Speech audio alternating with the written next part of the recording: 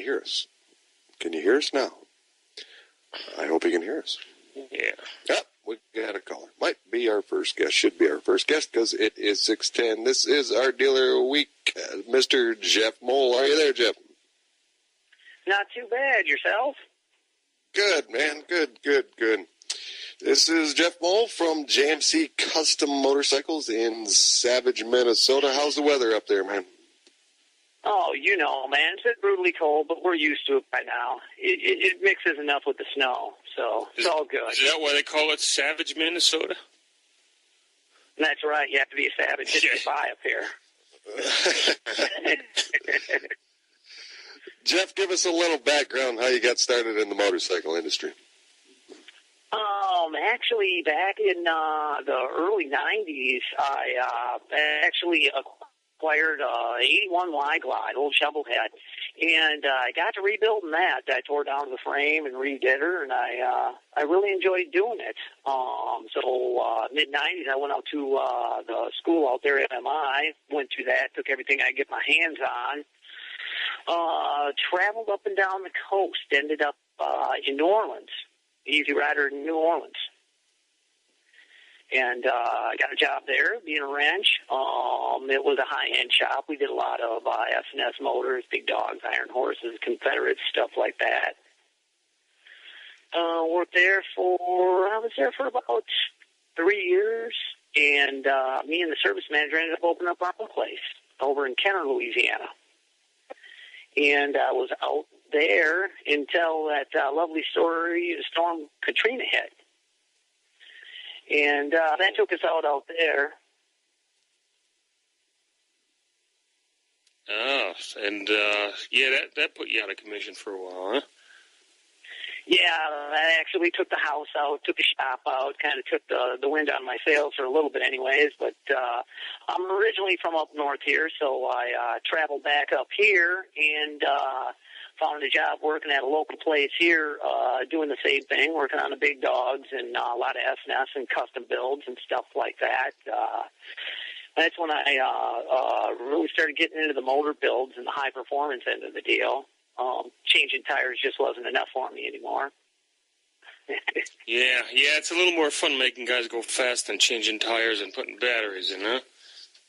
Oh, absolutely, yeah. So I got into doing that, into doing the top end, port and polish, doing the valve jobs, some of this S&S stuff, taking the EPA stuff out of them, shortening the cylinders, compression, stuff like that. You would never do that. That stuff's against the law. You mean you did it for closed course racing vehicles, right? Yeah. I know what you mean. I just want to make sure everybody else does. Yeah, this was just for off-road use only. Yeah, you know what I'm saying? Wink, wink. Yeah. Question, though, you sparked my interest at 81 Y-Glide. Did you have the original Willie G flame paint job on that one? No, I ended up selling that bike courtesy of my ex-wife. Oh, we don't want to talk about that bike. I never liked those bikes. Yeah.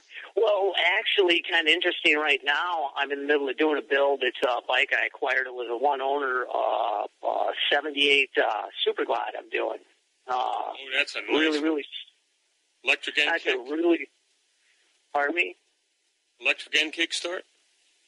Yeah, electric end kick. I don't know. Yeah, nice one. Yeah, I'm going through her. I stripped her down to the frame last year. I went ahead and built the motor for her. I got some Delcron cases, did the True Osborne wheels, running the XDEL cylinders, the 3 13/16.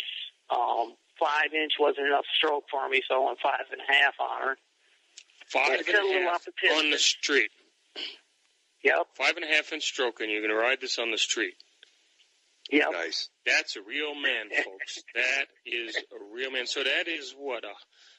Let's see, 5.5-inch stroke, 3 13/16. 5-inch by 3 13 is 114. It's like a 124 shovel, 124, 126. Yep.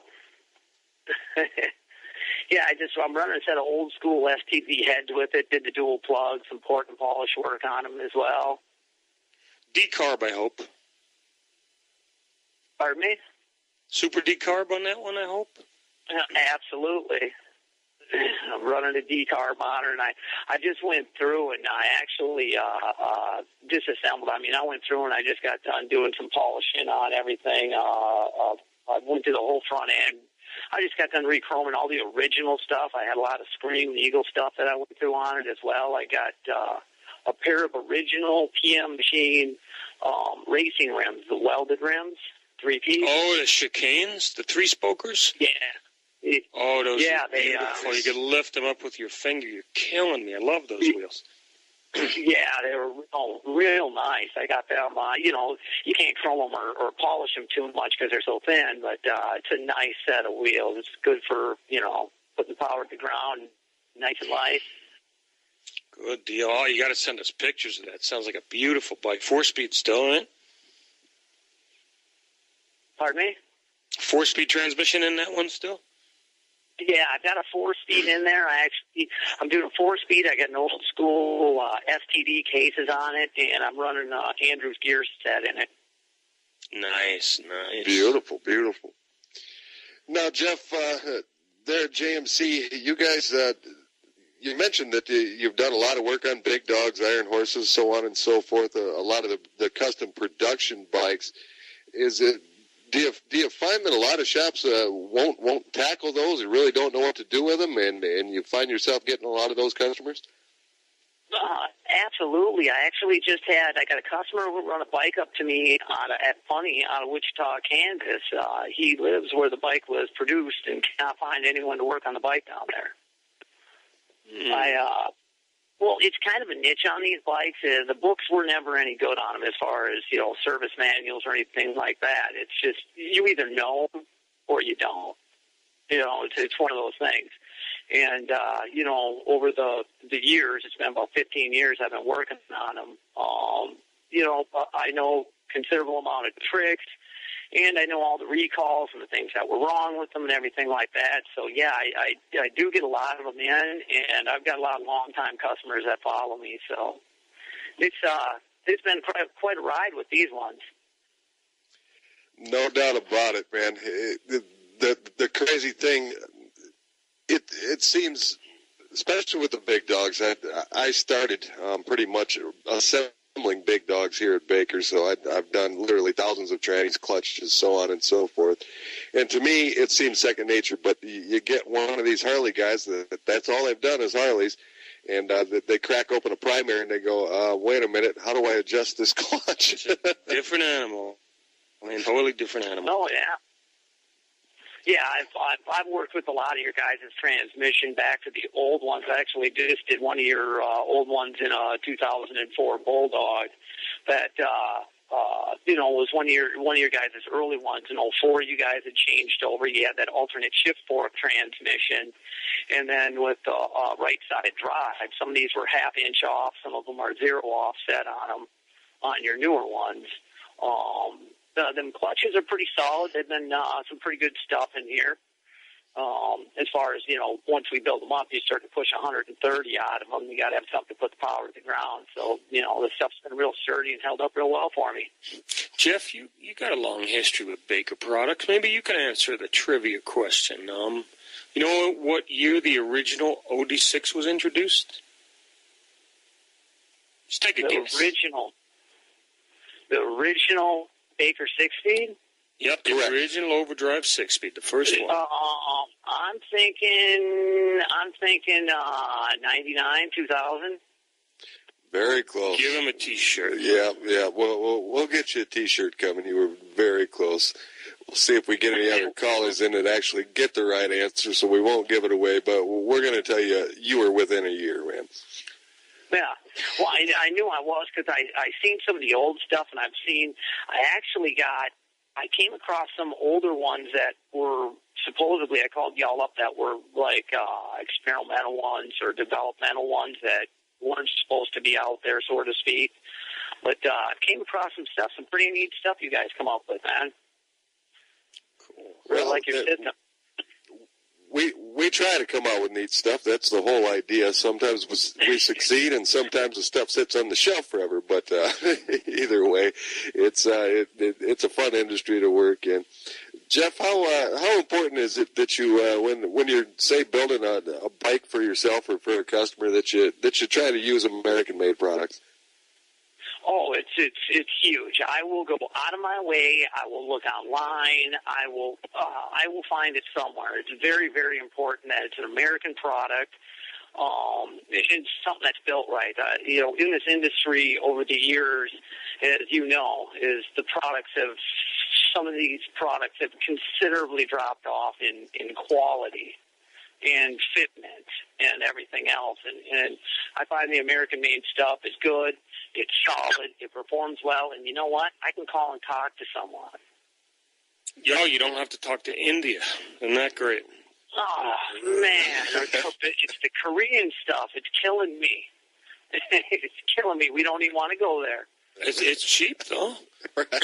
Oh, cheap doesn't cut it. Personally myself, I'd rather tell the customer they're going to have to buy a more expensive part and have it be a better quality and it represents my shop well than try to get them something cheap and have it broke 10 minutes down the road. See, if everybody could be like you did, be better bikes out there, better people. Well, and that's why people bring their bikes to me.